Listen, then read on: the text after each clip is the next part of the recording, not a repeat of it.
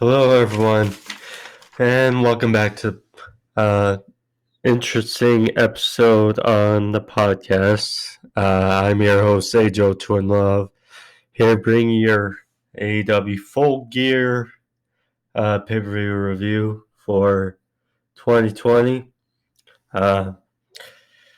Was a very good pay-per-view, probably AEW's best pay-per-view they've done in their short span over the last year and so. I would have to look back, but it's definitely probably the best AEW pay-per-view in a while since Revolution. I'd say I have to still compare, but it was better than All Out, definitely. Better than Double or Nothing, probably. Again, I have to look back, but nonetheless, it was a solid show. Really fun matches. We had the finals of the World Title Eliminator Tournament between Kenny Omega and Hangman Adam Page. We had the long-awaited tag team match between the Young Bucks and FTR, 6 years in the making. We had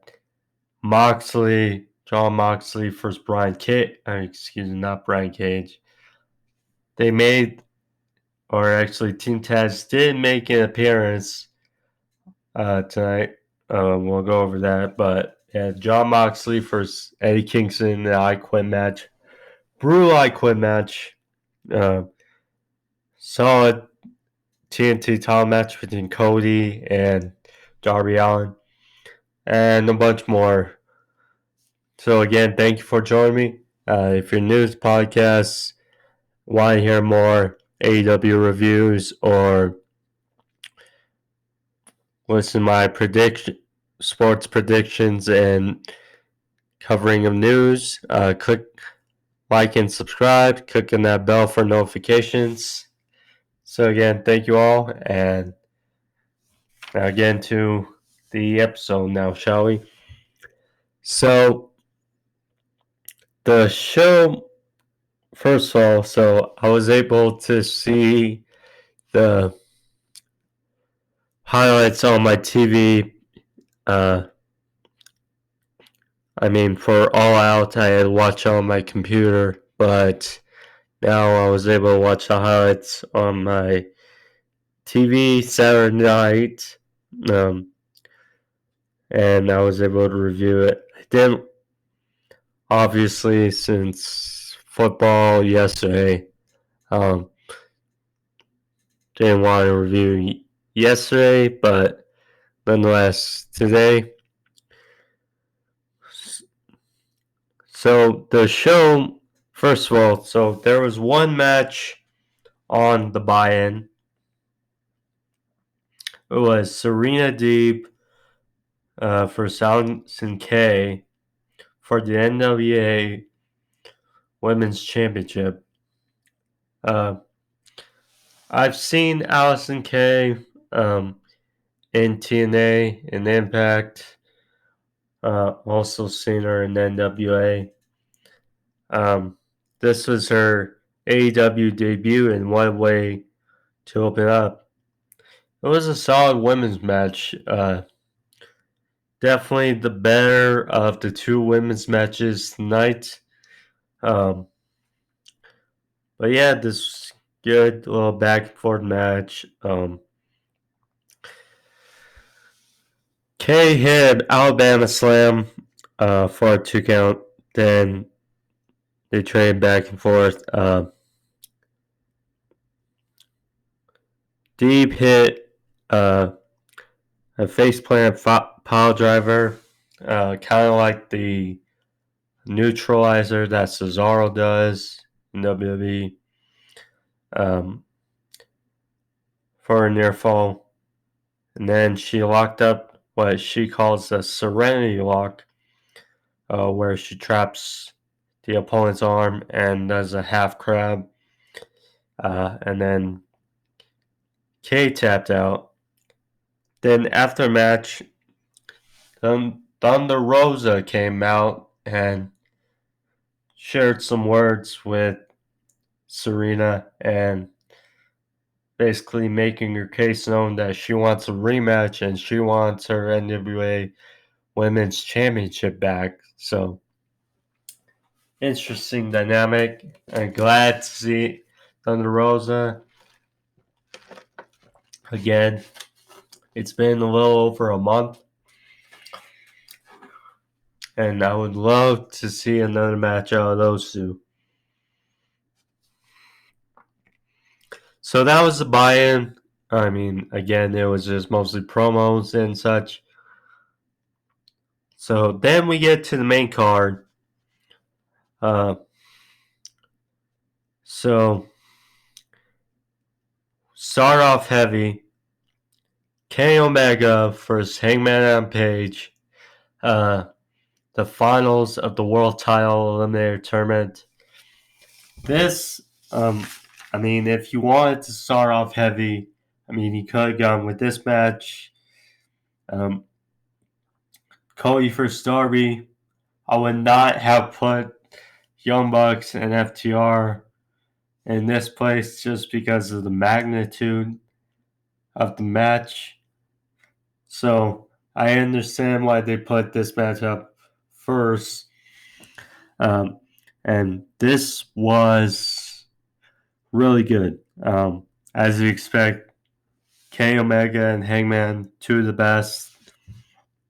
So, and of course, former partners. They kind of knew each other going into it. So, into the match. So, there was counters. Because, like I said, the knowingness of their moves as tag team partners. Omega tried for the Rise of the Terminator, but was countered into a big boot by Page.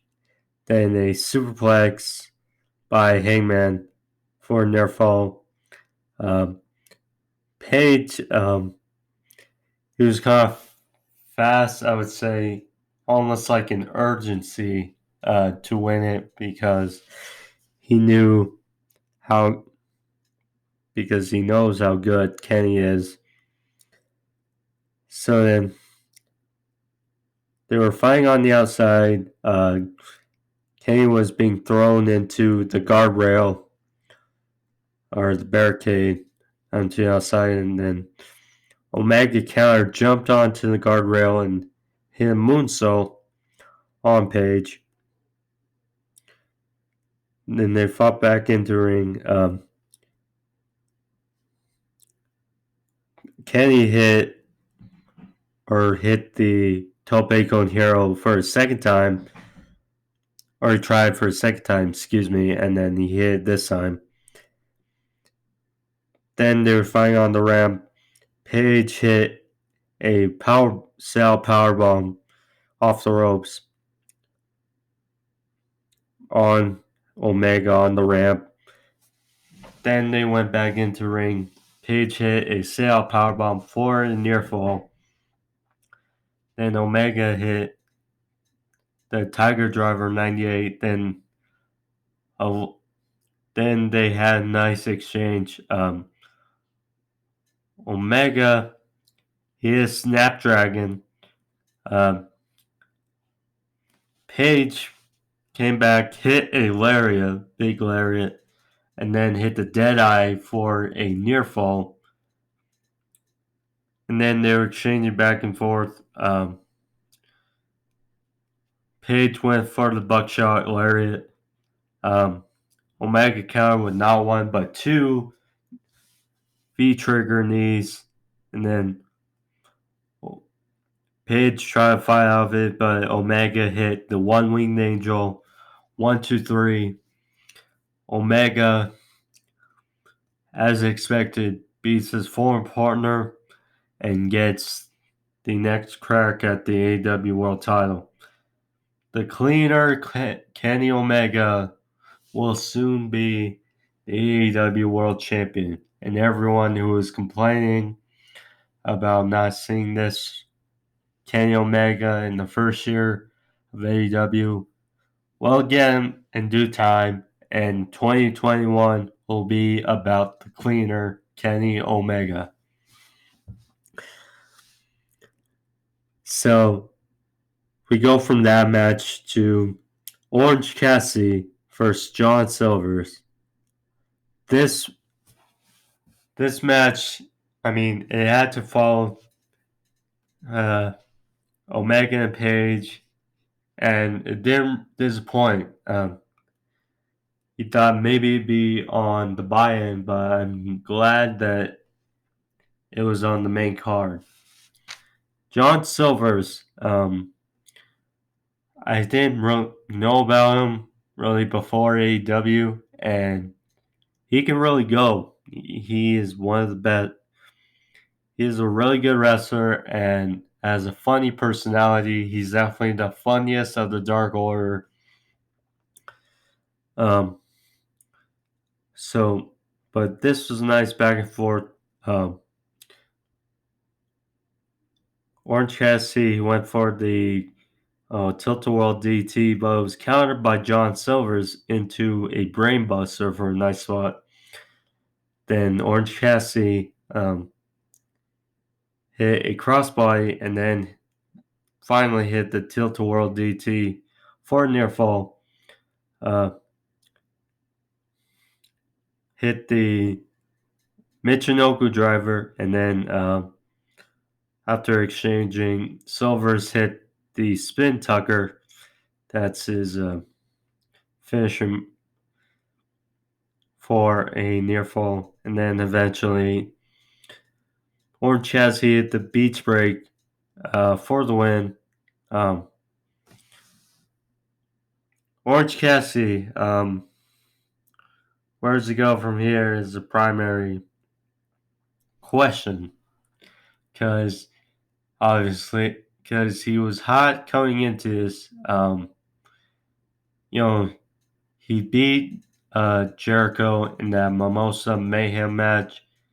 That was a great feud. In the Mimosa Mayhem from All Out.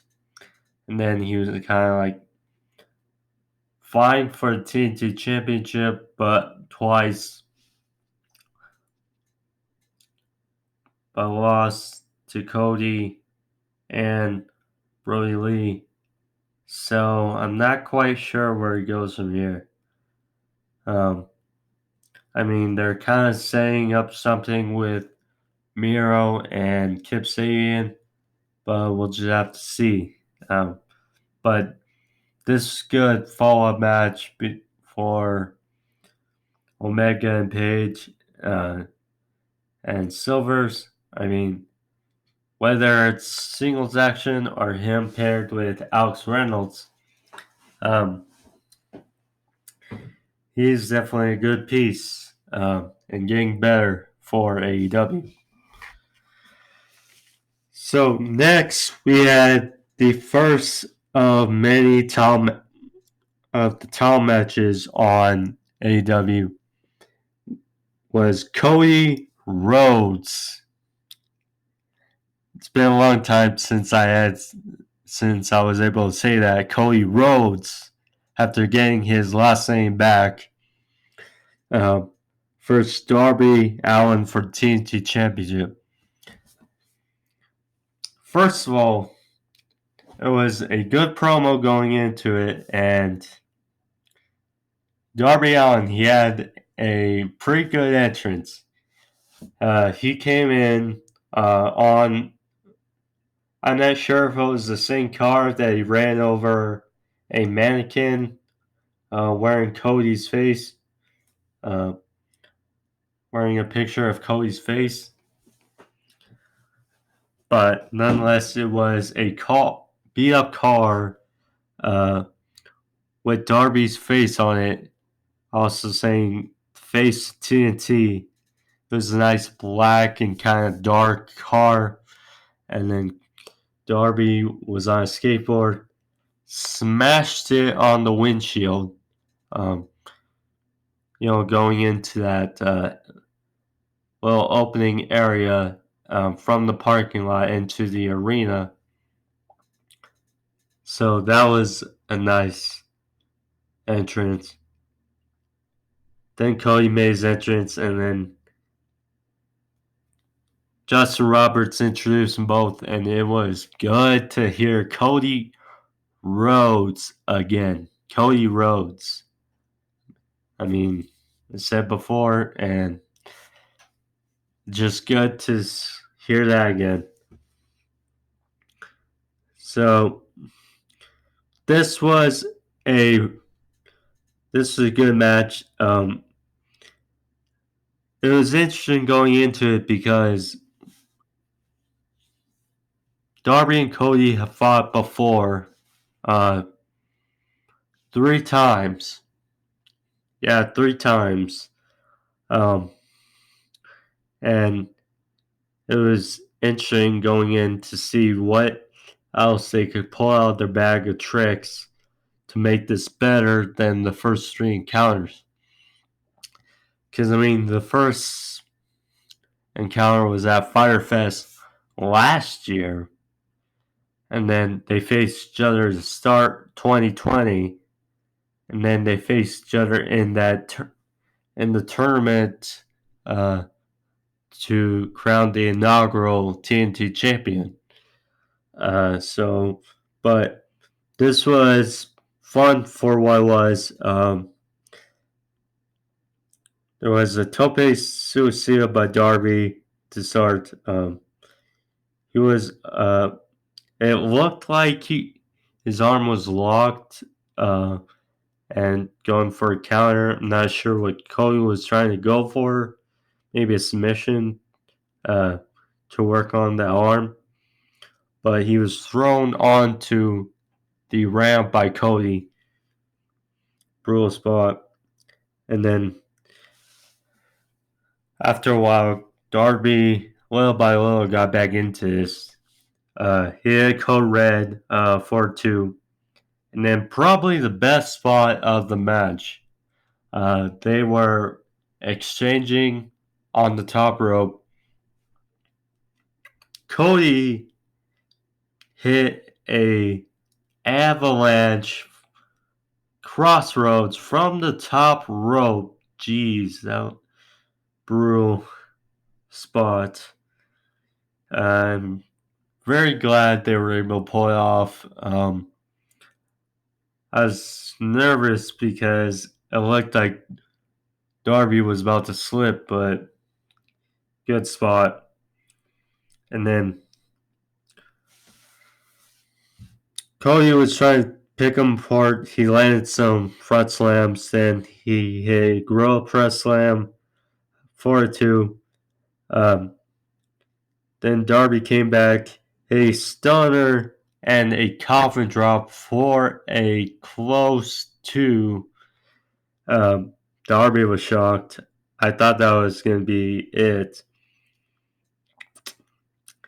And the cool thing is the attention to detail, because how Darby lost last time was Darby, he had his back on Cody, and then Cody just simply fell over, and Darby's shoulders were on the mat, and Cody pinned him. But after the coffin drop, Darby turned and then pinned him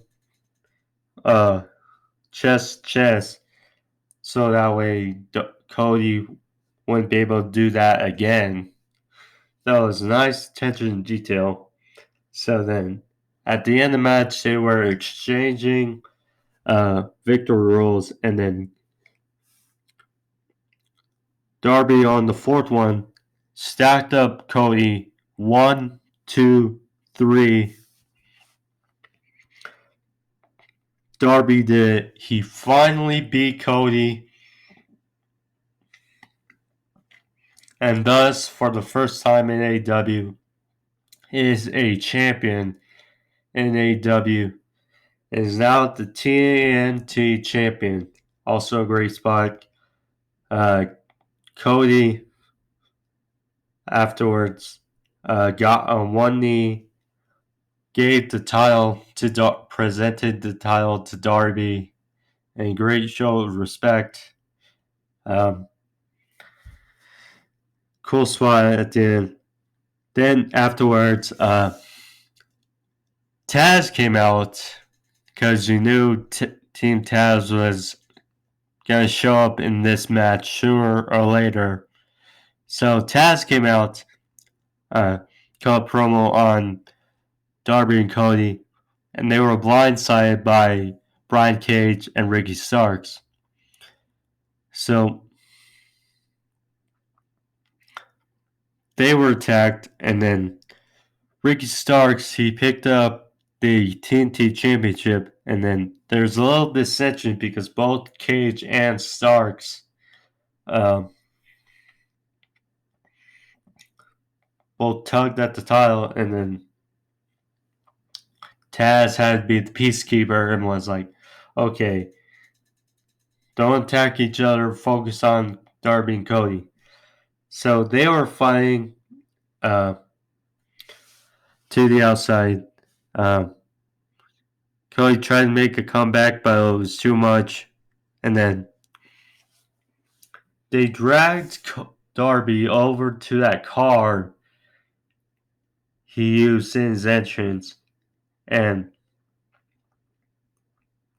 they put Darby on the hood.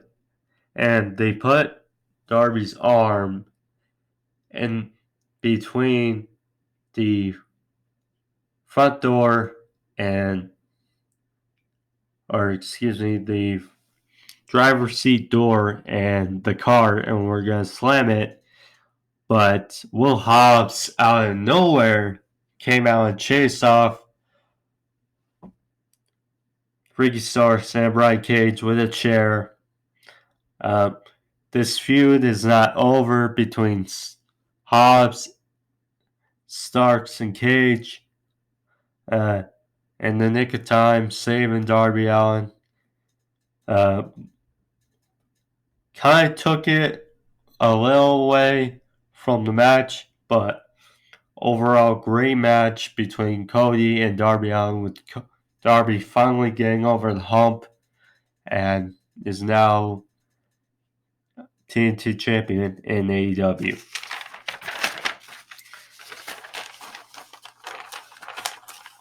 So next up was the kind of down point of the night.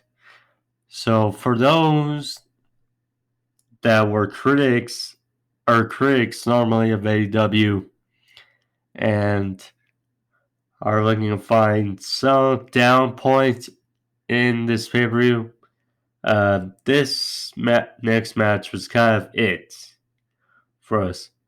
Hikaru Shida versus Nyla Rose. Their match at Double or Nothing was really good. Was no holds barred.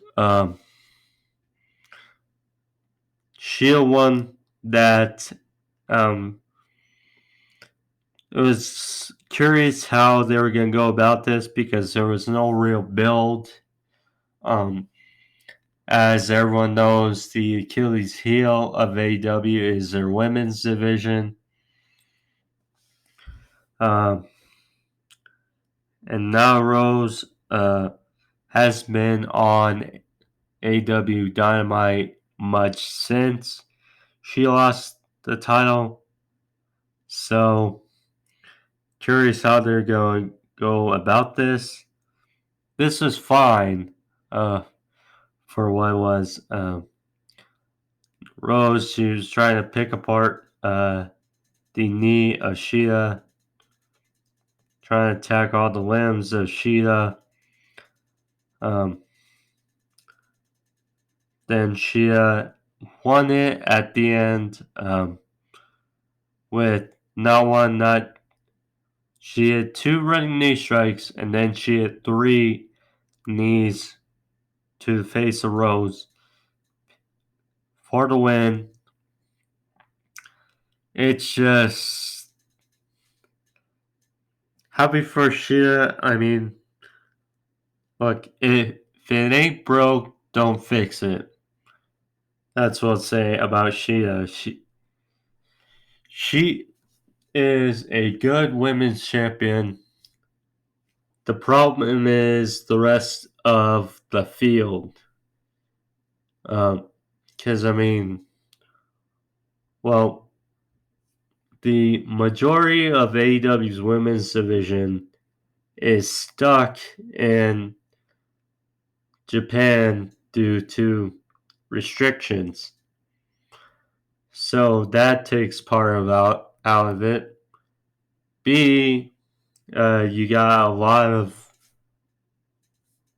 women in AEW who are relatively young, relatively green in the ring, who need more experience, such as much more honing into their crafts, such as not Nyla Rose, Big Swole, Britt Baker, Red Velvet, Anna Jay, Ty Conti, who is good, but she's still new to the AEW landscape.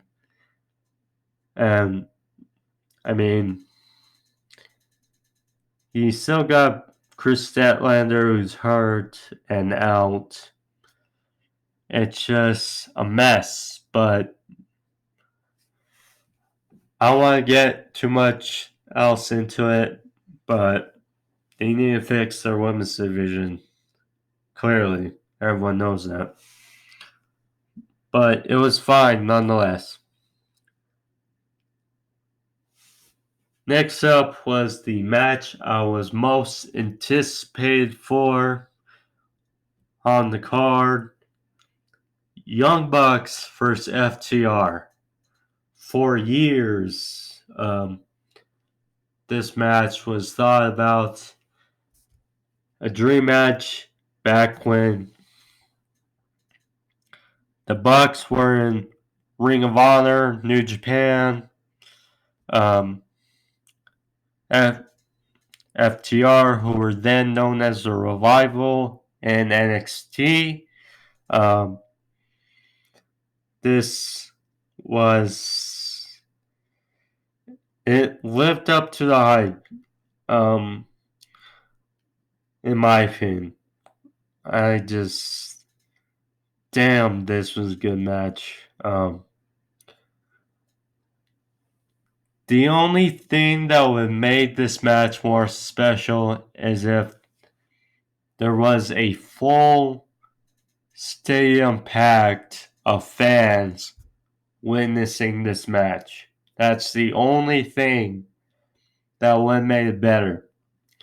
Now, there were, I assume, 1,000 fans in attendance in Daily's place. They still made noise, but that was kind of the little tip of the grain that could have made this bread a little, took it to the ultimate max. That's the only, but I'll try to go over it as best I can, but for those who didn't see it, you gotta see it, or fans. So this was interesting. The Bucks, I mean, the clash of styles between FTR and the Bucks, because the Bucks are pretty much that high-flying tag team, whereas FTR, they're much more traditional. So they kind of took a few minutes to pick it up a notch, and then when they picked up the notch, it just flew. So to start the match,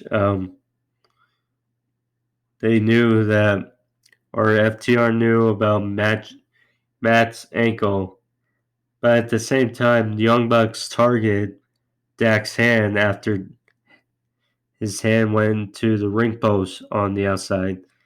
So then while Dax, he was getting his hand taped by the doctor at ringside. Cash, he was focusing on Matt's leg on the outside. So, kind of two dynamics in this match. So then the superplex by Dax to Matt, and then there was a cradle for a near fall.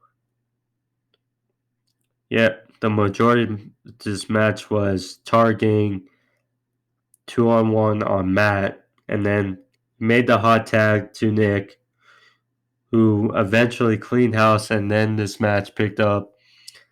They were fighting on the outside. Nick hit the Bulldog clothesline combination on FTR. The momentum was going back to Young Bucks' favor. And then, FTR was getting back and then hit a heart attack on Nick for a near fall. Good spot. And then double team by the Bucks. A spear and then a running knee strike for a near fall. Then FTR hit a elevated bulldog, electric chair bulldog combination. And then Dax, he speared the other Buck off the ring rope to make sure he gonna make the save. Great ring awareness for a near fall. And then, throwbacks to finishers galore. So the Bucks hit a 3D on Cash Wheeler. And then homage to the Hardys. They hit a Twist of Fate Swanton Bomb combination for a close to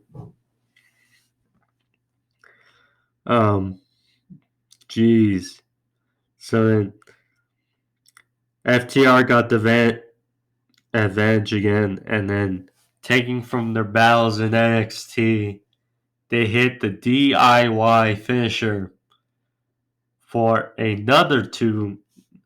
So this was crazy. So Nick hit a senton on Dex on the ramp, and then Matt had a sharpshooter applied with a bad ankle on Dax in the ring, and then Nick had applied a sharpshooter on Cash Wheeler on the outside of the ring.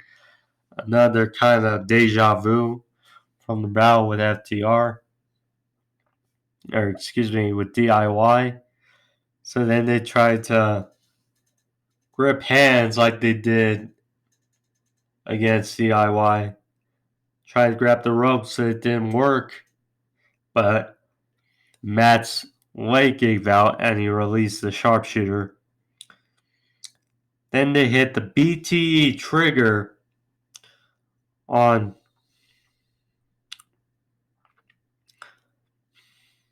the FTR for a near fall. Then a spike pile driver by FTR for a 2 count. Then they were targeting Matt's ankle again. Nick made the save with a 450, which broke up Indian Deathlock by Dax 4-2.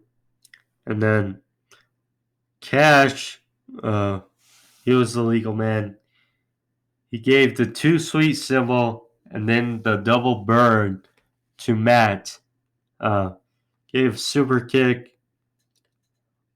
Went for a 450 of his own, which was a spot I didn't think he could do, but he did a really good job of it. Missed it. Matt, he recovered. Hit a super kick on Cashier. 1, 2, 3. The Young Bucks finally, they lost to SCU. They lost to Hangman and Omega. Now finally, they are the tag team champions of AEW. This match had a lot of hype for years. How was it going to go down? The dream match, and it delivered on all cylinders. The story, the paying homage to the moves of former tag teams.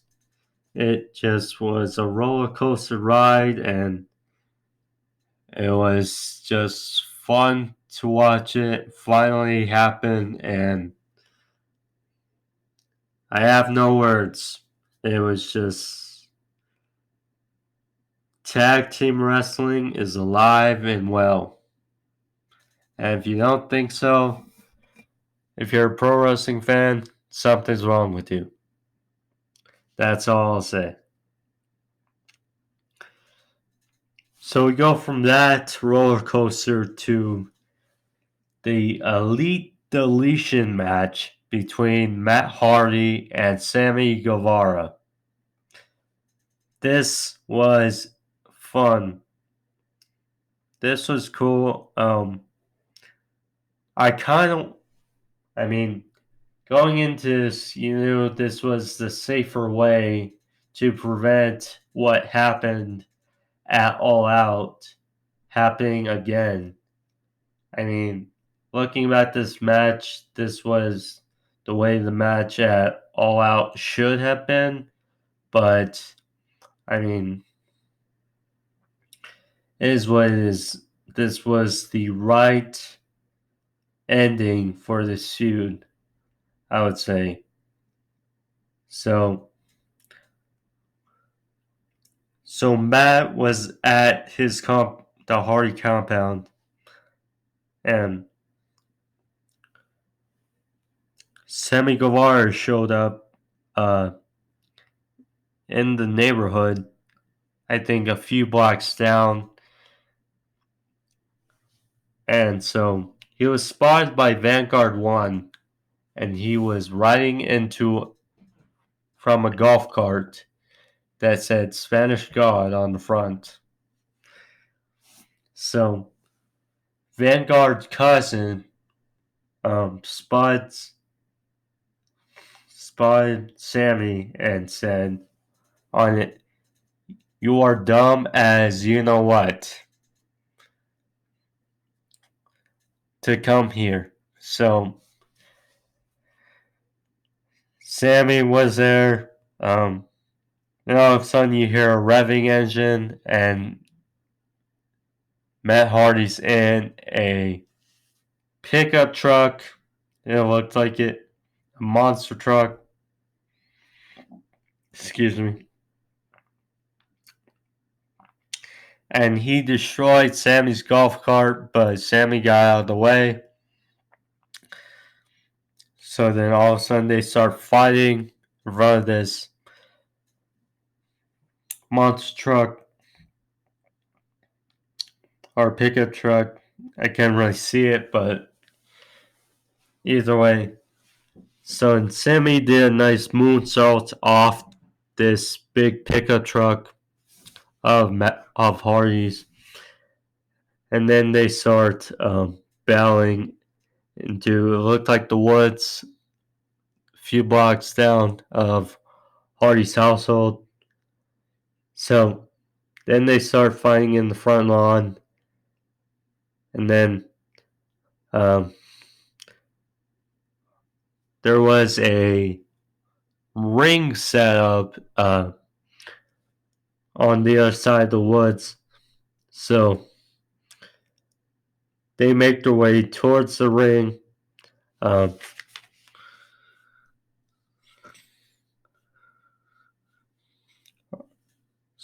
Excuse me. So Matt Hardy hit a side effect for a near fall in the ring.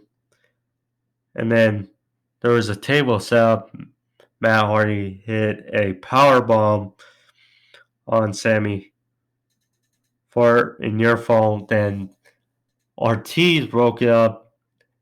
And Ortiz and Santana of the Inner Circle showed up to make it a 3-on-1 attack on Matt Hardy. And then there was a walkie-talkie underneath the ring. And Matt Hardy called for backup. And Private Party, they were on standby. They were ready. And they drove up and arrived for the save in the ring at Matt Hardy's compound. Even the odds against Santana Ortiz. So then Matt Hardy, he got a firecracker. Or one of those lights. I don't know how you call it, but it's one of those firecracker light shootings. And then he was trying to find Sammy. And then Sammy was trying to find back with his own firecracker light. And then so all of a sudden they start fighting near the Lake of Reincarnation. So they were fighting, and then all of a sudden you see a masked man show up with the Hurricane, Shane Helms, and then this masked man unmasked, and it was Gangrel.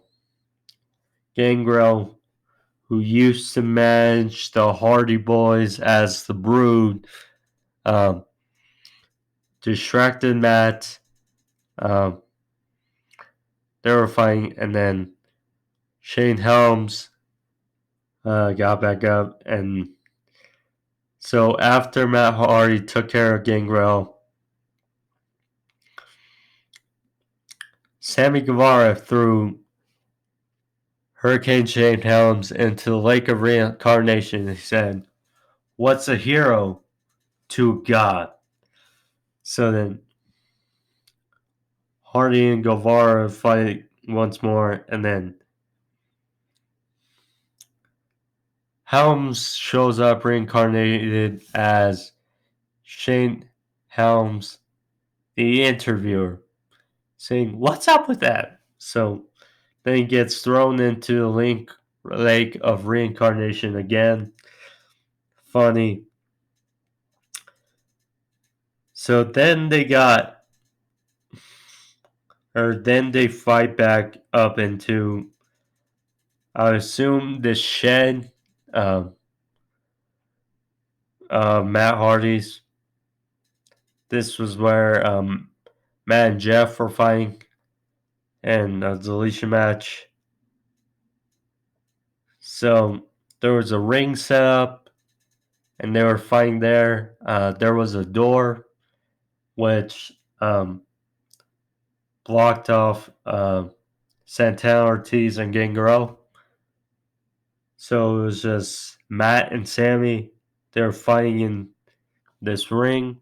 There was a ladder set up, and Sammy Guevara hit a beautiful swanton bomb off this ladder through the table, through Matt Hardy for a close to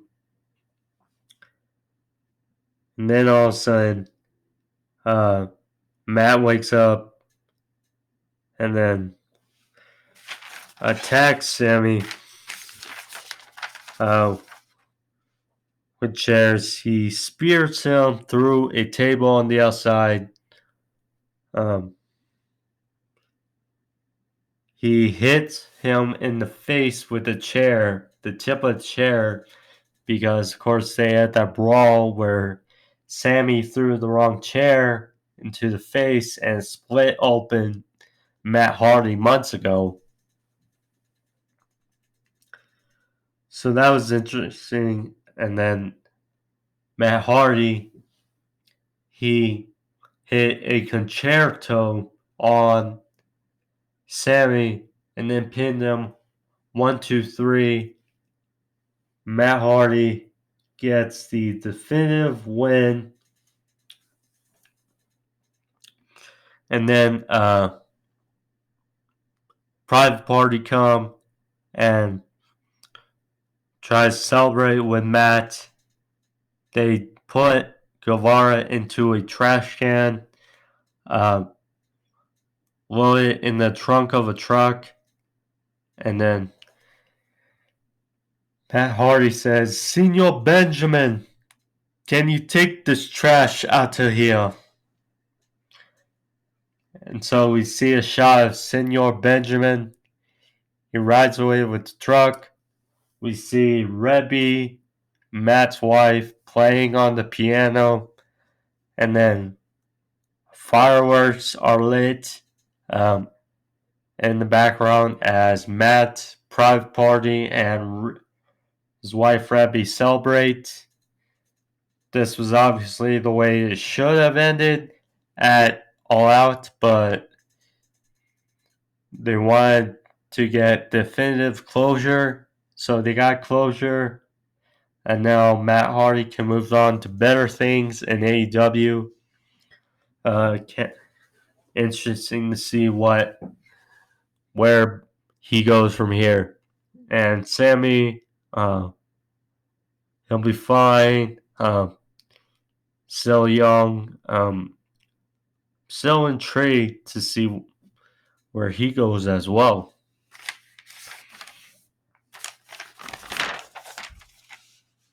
So we go from that to MJF versus Chris Jericho. If MJF wins, he joins the Inner Circle. So this was old school as you would think, with the styles of MJF and Chris Jericho. Both flowed well. It was cool. So years ago, Jericho had that jacket that would light up in his entrance right before he would come out in WWE. So MJF for his entrance came out in the usual Chris Jericho pose in WWE with a light covered jacket, and his theme came off. That was a nice, funny touch for his entrance. So, like I said, this match was flowed well due to their styles. They were fighting on the outside to start. MJF was thrown to the barricade. Jericho went for a juice effect while MJF was right up against the ring post. MJF ducked and Jericho hit the ring post. So that was a targeted area throughout the match. The elbow of Chris Jericho, because of MJF's well as finisher as well as the salt to the earth. So a great spot in this match. Jericho at 50 years old did a Frankensteiner off the top rope to MJF for a near fall. Then late in the match, MJF tried to lock on the Salty Earth, but Jericho fought out of it, went for the Walls of Jericho, but MJF got to the ropes.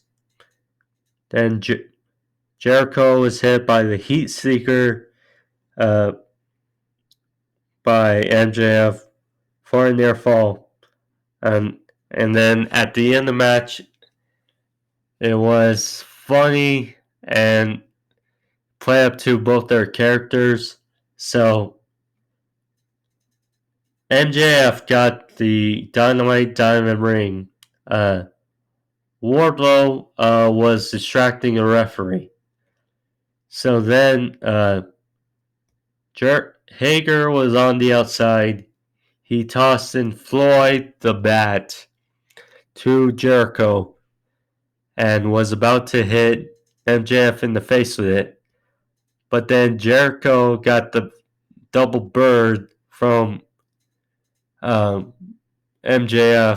who fell down, and then Aubrey Edwards turned around and spotted MJF was down and Jericho had the bat. And Jericho was caught red-handed, so she took away the bat, and then MJF rolled up Jericho.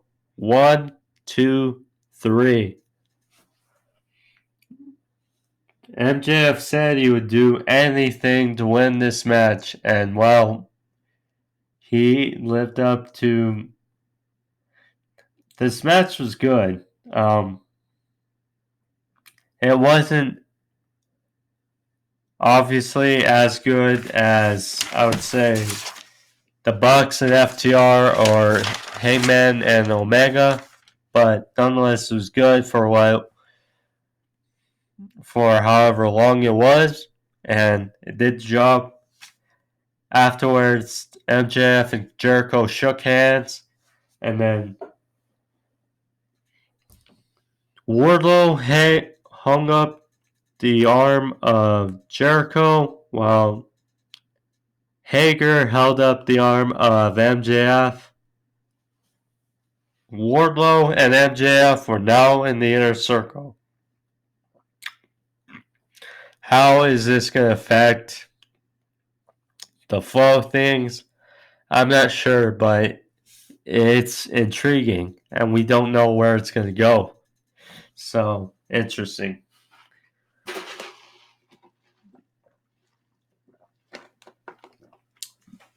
Very sorry, I had to take a drink. Had to pace myself. Now, the main event. Jon Moxley, Eddie Kingston. I Quit match for the AEW World Championship. Now, obviously going into this, this match it didn't make a lot of sense, obviously, because Eddie Kingston's only been there for a couple months, and he hasn't really gotten big. I mean, he's won a bunch on Dark, and then obviously he beat Matt Sydal. But the magic of this feud has been fueled by their emotion and their promos, in which made it all intriguing, even though Kingston hasn't been in AEW that long and hasn't got those marquee wins. It's been the storytelling. So this was a brutal match, and how can you not respect both these two after it? So these two started exchanging chops. They started slapping each other in the face. So then on the outside, Kingston tried to get a chair, but it was a tope suicida by Moxley, which shorted it. Then they were fighting past the barricade. Suplex by Moxley onto the outside, onto the floor. And then later in the match, Moxley brought out the barbed wire wrapped baseball bat and used it, or attempted to use it, but I was skipping over. He used it on Kingston, hit on him, and then grated against his face. Brutal spot. And then Kingston, he fought back with a Saito suplex and then threw a chair in the face of Moxley. Kind of was just but I'm sure he was probably fatigued a little. So then Kingston saw the barbed wire wrapped baseball bat and took a strand of barbed wire off of it and wrapped it around his arm and punched Mox in the face with it, and then just kind of rubbed it up in the face of Mox. And then he went for the Kimura lock, tried to make Mox to quit, to no avail. And then he set up two chairs, tried to tell him that you're going to get suplex on these chairs, Mox. And then Moxley countered, suplex Kingston onto a chair. And then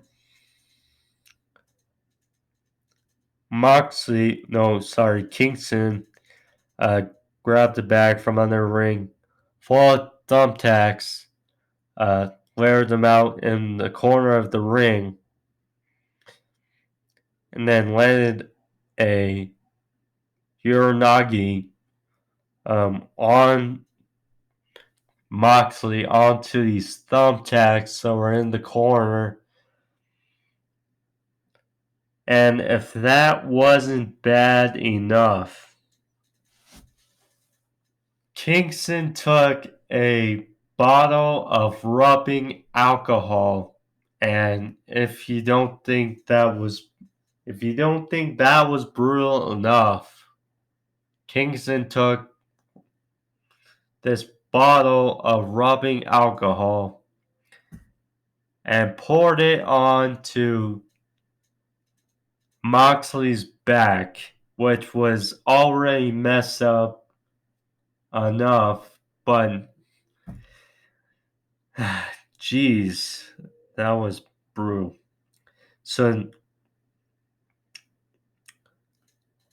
So then Kingston locked on the Bulldog choke onto Moxley, tried to make him say I quit, but Moxley wouldn't give. And then Moxley fired back with a pile driver, and then a paradigm shift. And then Moxley took that strand of barbed wire, wrapped it around his arm, and then locked on the Bulldog choke onto Kingston with his arm wrapped in barbed wire.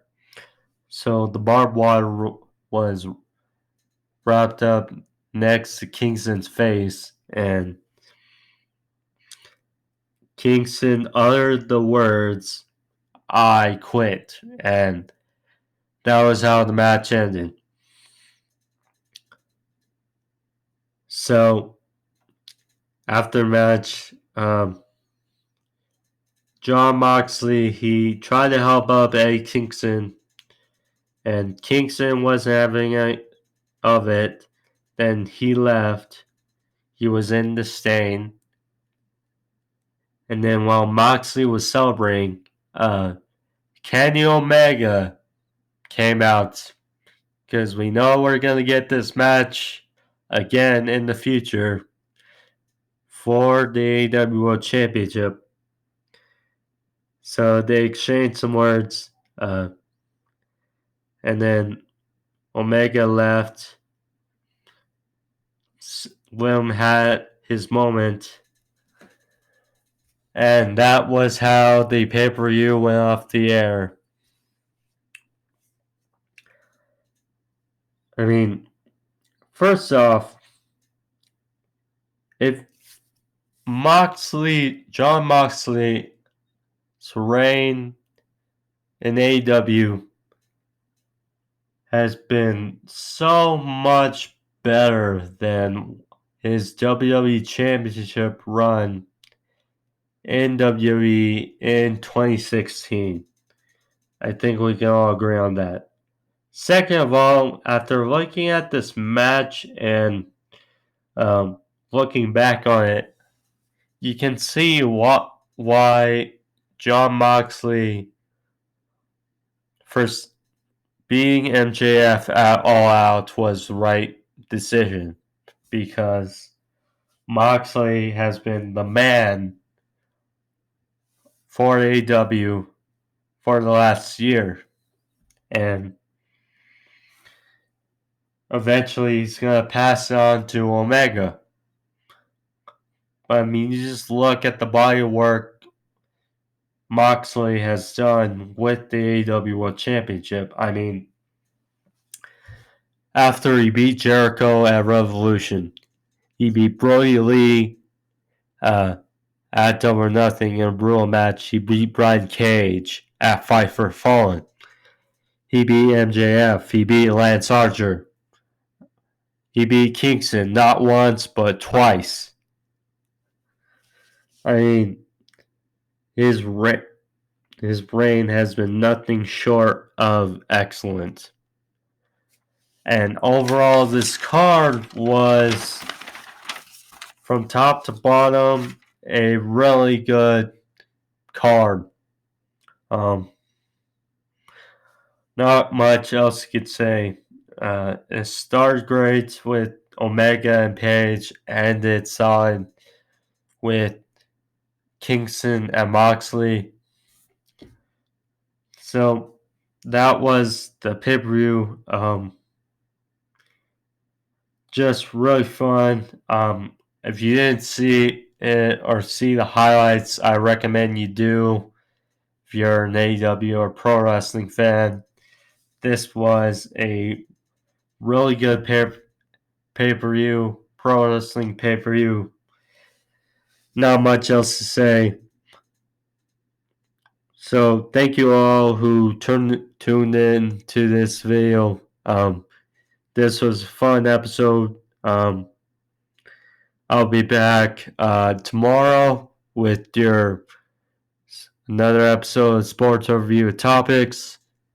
But as of this video is concerned, thank you all, and I'll see you all back tomorrow.